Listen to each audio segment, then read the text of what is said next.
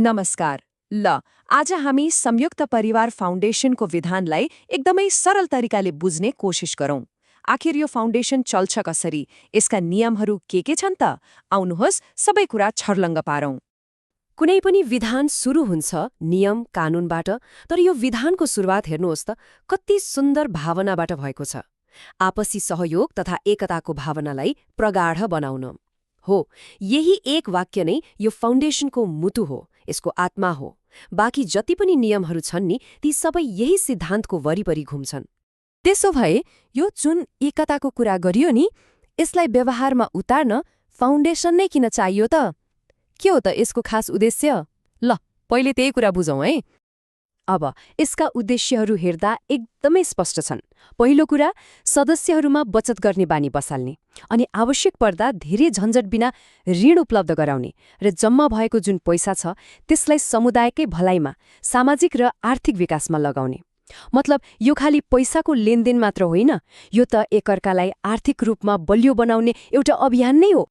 ल यति महत्त्वपूर्ण अभियानको कुरा गर्दा मनमा आउँछ होला, यसमा को सामेल हुन पाउँछन् त?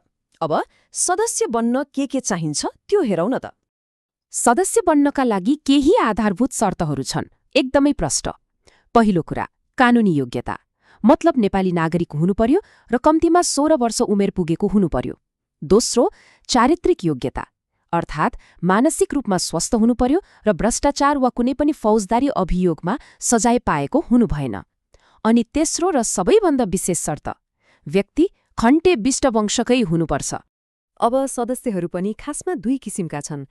एकातिर छन् साधारण सदस्य, यिनीहरू नै मुख्य सदस्य हुन्, जसले बचत गर्छन्, ऋण लिन पाउँछन् र सबैभन्दा ठूलो कुरा भोट हाल्ने अधिकार राख्छन्। अर्कोतिर छन् मानार्थ सदस्य, उहाँहरूलाई चाहिँ समाजमा गरेको योगदानको सम्मान गर्दै सदस्यता दिइन्छ, तर उहाँहरूले भोट हाल्न वा कुनै पदमा बस्न भने पाउनुहुन्न। ल अब कुरा गरौँ फाउन्डेसनको आर्थिक इन्जिनको, यसको मेरुदण्डकै, त्यो हो बचत र ऋण प्रणाली। आखिर पैसा जम्मा कसरी हुन्छ अनि त्यो पैसा सदस्यहरूकै हितमा कसरी प्रयोग हुन्छ त? हेरौँ है।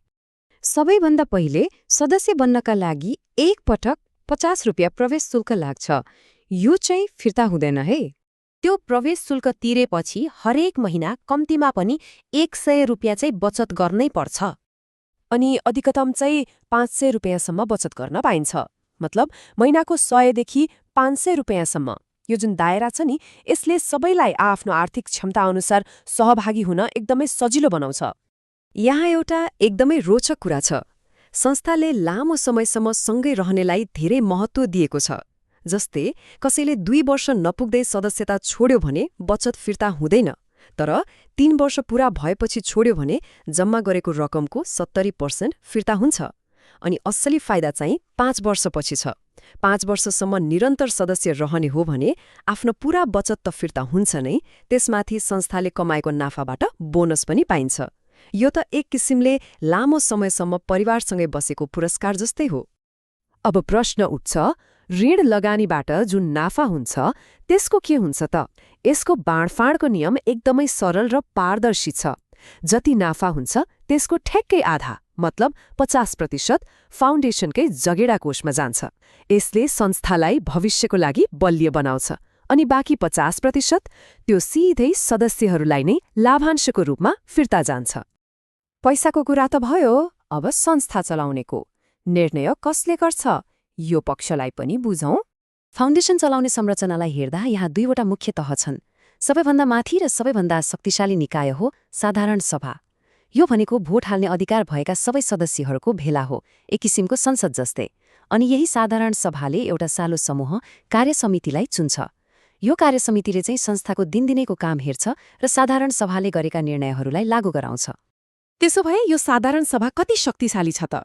सोच्नुहोस् त, संस्थाको वार्षिक बजेट पास गर्ने, कार्यसमिति चुन्ने अनि विधान नै संशोधन गर्ने जस्ता सबैभन्दा ठूला निर्णयहरू यही सभाले गर्छ। यसको सिधा अर्थ के हो भने अन्तिम शक्ति कुनै एक व्यक्ति वा सानो समूहमा छैन, त्यो त सम्पूर्ण सदस्यहरूको हातमा छ। अब जहाँ अधिकार हुन्छ त्यहाँ जिम्मेवारी पनि त हुन्छ, हैन र? यो फाउन्डेसन कति सफल हुन्छ भन्ने कुरा सदस्यहरूले आफ्नो जिम्मेवारी कतिको पूरा गर्छन् भन्नेमा भर पर्छ। त्यसो भए के हुन् त सदस्यका मुख्य जिम्मेवारीहरू? जसरी हरेक परिवार विश्वासमा टिकेको हुन्छ यो फाउन्डेसनको पनि सबैभन्दा बलियो जग भनेकै विश्वास हो। त्यसैले विधानमा एउटा एकदमै कडा र महत्त्वपूर्ण नियम छ, गोप्यता। संस्थाको बैठकमा भएका गोप्य कुराहरू कुनै पनि हालतमा बाहिर लान पाइँदैन। यो नियम किनभने यसले आपसी विश्वास पनि जोगाउँछ र संस्थालाई बाहिरी खतराबाट पनि सुरक्षित राख्छ। अनि यो विश्वासको नियम तोड्दा के हुन्छ त? यसको परिणाम साँच्चीकै गम्भीर छ। पहिलो पटक गल्ती भयो भने 1000 रुपियाँ जरिवाना र 2 महिनासम्म सेवा रोक्का। यदि यही गल्ती दोहोरियो भने जरिवाना बढेर 2000 पुग्छ र सेवा रोक्काको अवधि पनि 4 महिना। र तेस्रो पटक पनि उही गल्ती भयो भने सदस्यलाई स्थायी रूपमै निकालिन्छ र उसको सबै बचत पनि जफत हुन्छ। यसले के देखाउँछ भने गोपनीयता यहाँ हल्का रूपमा लिने विषय बिल्कुलै होइन। ल, यो सबै बुझिसकेपछि अन्त्यमा एउटा प्रश्न मनमा खेलाउन लायक छ। आपसी विश्वास र ससानो बचतबाट सुरु भएको यो सामुदायिक एकताको मोडेल, यसले भविष्यमा गएर कति ठूलो र कस्तो प्रभाव पार्न सक्ला, सोच्नुपर्ने कुरा छ है।